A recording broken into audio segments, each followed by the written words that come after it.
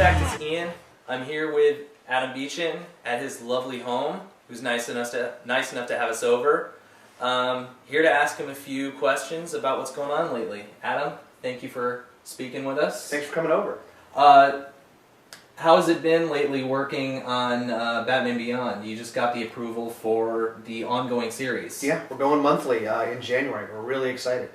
The book has done really well. There's still a huge audience for fans of the show that has really converted over into the comic world. There are fans of, just the regular Batman universe who have picked up on Batman Beyond.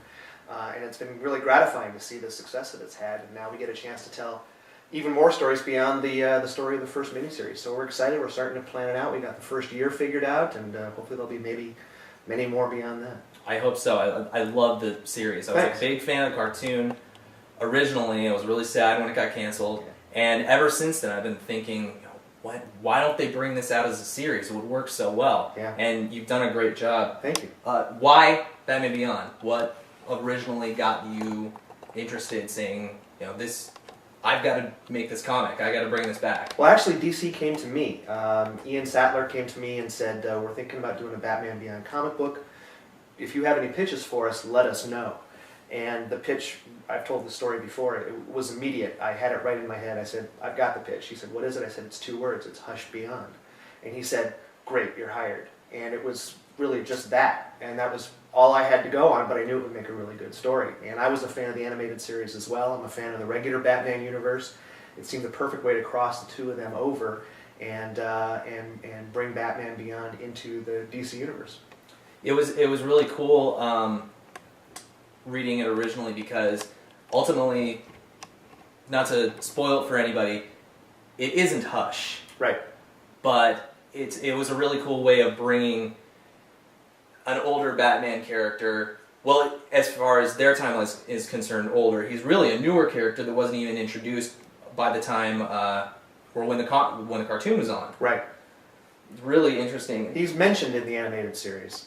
Was he? Yeah. And I don't think I saw that one. Left as a mystery. Really? Yeah, it's been one of the great mysteries of the animated series, is what really happened with that character. And so we had the chance to explain it, and it paid off pretty well as far as the way the story has turned out. It's really fantastic. Thank you.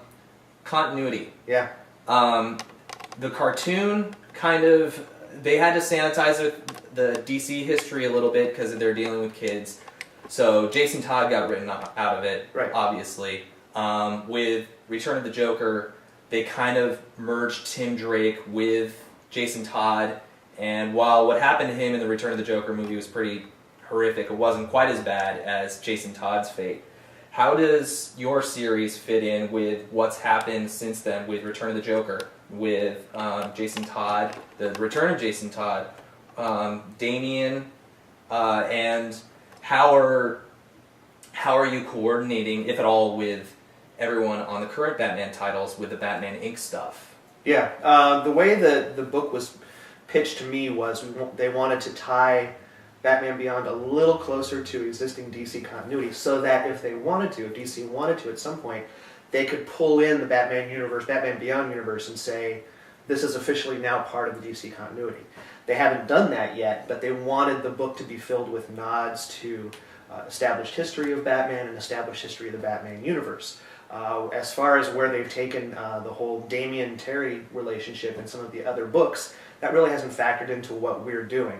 And we haven't discussed how to incorporate it, nor have we decided if we're even going to try and incorporate it. Right now we've got a pretty good...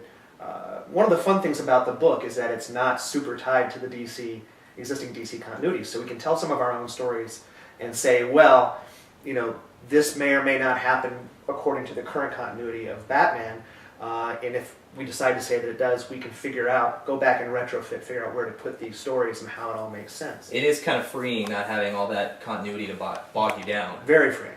But, at the same time, I think it was Batman 700, they had that, the multiple periods in time of Batman, and one of them that took place in the future was Damian as an adult. He was Batman. He saves a kid in it whose name was Terry McGinnis. And right. He says, I think he was talking to Barbara Gordon, said, tell Warren and Mary McGinnis, their son is okay. Right. And I thought, oh, that's so great because they're bringing the Batman Beyond series. And out. nothing we've done in our series says that couldn't have happened in some way. There was a story I just read the other day in Superman Batman 75, I think, where they mentioned Damian and the Terry McGinnis future pretty liberally. And so really? Hopefully nothing that we've done makes it so those things can't happen, can't possibly happen. Time streams are funny things to play with. Yeah. You never know exactly how it's going to work out. How does this fit in with Return of the Joker? Is this before, after? It's after. It is after it. Yeah. Okay, that's definite. It's after. In the course of our series, and again, I apologize if there are any spoilers going on here, but the book's been out for a while. You should have read it by now. Shame on you if you haven't. Terry does, in fact, visit with Tim Drake because Tim's a possible suspect in this, given his psychological history as seen in Return of the Joker. So we do reference that story in our story. Okay. Is Terry still in high school? Because Return of the Joker wasn't really concrete about that. Yeah. But the cartoon series, the entire time he was a high school student. We're playing him pretty much as though he is towards the end of his high school years. Okay. Sort of on that verge of making some choices about his life. Where does he go from here? Okay.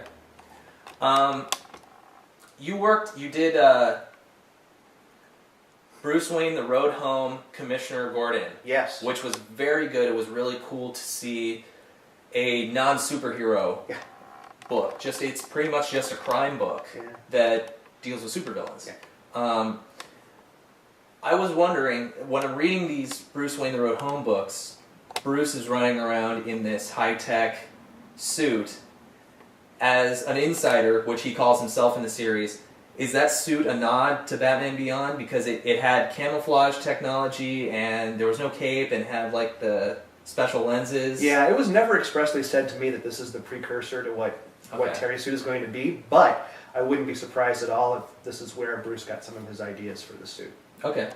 Hush has been, in your story, the Batman mini, the future Hush has been killing Terry's future enemies. Are there any left? Yes. There are? Okay. I noticed a number of them got picked off, and I'm thinking, and especially once the news came out that you were going to be doing the ongoing series, I was like, oh no! They can't use them now! Yeah. But I mean, it's comics. Jean Grey has been killed at least a dozen times and come back, so yes, it can happen. Yeah. We make a big point early on in the story where Bruce and Terry are wondering if the actual Hush has returned. And that whole story point hinges on the fact that Bruce never saw the body. And that's true in comics. If you don't see the body, you can't really be sure the character is dead. So we've seen a couple of bodies pop up in Batman Beyond. Some of Batman's older villains and some of Terry's villains in the animated series. There have been a couple cases where we haven't seen the bodies. So just because Hush may have told you, or the character who turns out to be Hush, has told you that someone's dead, don't necessarily take it as gospel. Even so, there's plenty of villains still running around the Batman Beyond universe that we have plans for. What else can we look forward to with the ongoing series? Anything you can give us that's not going to be a spoiler? Yeah. The plan right now is to do shorter story arcs that will be important, that will be involved and action-packed. And in between those story arcs, we're going to do single-issue standalone series. Standalone issues, excuse me. That'll give readers a good chance to jump into the series every so often without having to know everything that happened before. We're going to call those single-issue stories, I'm hoping, Legends of the Dark Knight, bringing back a title that I certainly enjoyed telling. One of my first stories for DC was A Legend of the Dark Knight. Okay. So we want to use those stories to spotlight different members of the Batman Beyond cast, whether it's Terry himself or Bruce or supporting characters like Max, yes, she is in this story, or Dana, yes, she is still around, or somebody that Batman might swing overhead pass on a rooftop. How do these characters, how are their lives impacted by Batman? How do they impact Batman's life? And those will be standalone stories that new readers can jump into and understand and follow right away. The nature of the miniseries was such that we had to put our focus elsewhere. So what we're going to do with the initial issues of the ongoing series is really take a chance to bring those supporting characters in and make sure that everybody knows that they are indeed a part of this ongoing story. Very cool. How did Brian Benjamin, your artist on Batman Beyond, become part of this? Did you seek him out, or did he seek the series out, or did DC seek him out? As far as I know, it was an editorial choice. And as far as I'm concerned, they couldn't have made a better choice. Ryan's work is fantastic. His work is just stylized enough to have a bit of that animated touch to it, but at the same time, there's a certain amount of gritty realism to it. Exactly. Yeah. That makes it feel pretty immediate. It helps grow the series up a bit. Yeah, which is what another thing we wanted to do. And make it a little more dark. Yeah. Which we also wanted to do. And some of the credit for that also has to go to John Stanisi, our inker, who does a tremendous job over Ryan's pencils, and Dave Barron, our colorist, who is, as everybody knows, one of the absolute bests in the business. So we are blessed with a really great creative team, and that even goes as far as Dustin Gwynn on covers, which have been really striking and helped make the book stand out on the stands. They have been really excellent. Yeah. Was it your decision, Ryan's decision, or a mutual decision to make the future Dick Grayson, who was never featured in the cartoon? There were allusions to him, he was mentioned. Whose decision was it to make him look like Nick Fury? Because that was one of the first things we all said when we saw it. We're like, oh my god, it's Nick Fury. but 10 times cooler. I think things worked out that way. And again, this is again, apologies for a possible spoiler, but we needed to find a way to differentiate that Dick Grayson at that age from Dick Grayson at another age at which he appears in the course of the series. We need to be able to tell those two characters apart. And so the way we constructed the story, Dick had to be disfigured in a certain way, in a certain amount of way, to make him distinguishable from himself at a younger age. Okay. So the eye patch just happened to wind up that way. There was talk about making it look sort of futuristic or giving him sort of a more cyborg kind of appearance. But I think the way that Ryan has played it has kept him more human. It's very subtle. Yeah. Just kind of understated. Yeah. It's nice that it's not a big... It is kind of futuristic in that he doesn't have the big Nick Fury strap around his head. It's just a little cap. Yeah, it's sort of understated. Yeah. It's really cool. It was really cool to finally see Dick Grayson in the Batman Beyond world. Because they've had Tim Drake in Return of the Joker.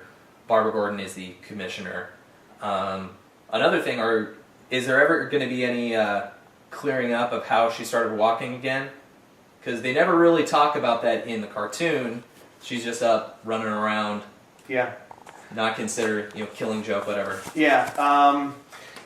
My editor, Chris Conroy, and I, we've talked about that a little bit, about how much we want to address that, if it needs addressing, if we want to tie Batman Beyond that directly this soon to existing Batman universe continuity. We've talked about some possibilities for that. The legs that Barbara's walking around on now in the comic book, based on the animated series, are really advanced prostheses, or if there's some other explanation for it. So we have some possible ways to go with it. What's next for you? Batman Beyond obviously is coming up, but as far as your own properties, your own ideas, they're things that you're working on yourself? As far as comics go, Batman Beyond is pretty much where all my focus is right now. I get asked occasionally to do a fill-in here and there or something, which I'm happy to do. I love doing it. I love doing more comics. But as far as comics go right now, Batman is my focus. I'm doing a lot of stuff over in television, in animation, working with The Hub, the new network started by Hasbro and Discovery. Featuring Batman Beyond. Featuring Batman Beyond. Good place to go catch up. Comes all the way around. Exactly. And trying to get some stuff going with that. Awesome. Well, Adam, I can't thank you enough for speaking with us. Thanks for having me. Thank you for Batman Beyond. It's been a fantastic series. I can't wait to see the end of this arc, see what happens with Hush, and to see where you guys take it in the future, to see Terry continue growing up. Well, thanks for giving it a chance, and hope you'll stay aboard for the rest of the ride. Absolutely. Thanks for watching, everybody. Stay tuned. We've always got more stuff coming up. Reviews, new this week, and all sorts of greatness. Thanks for watching.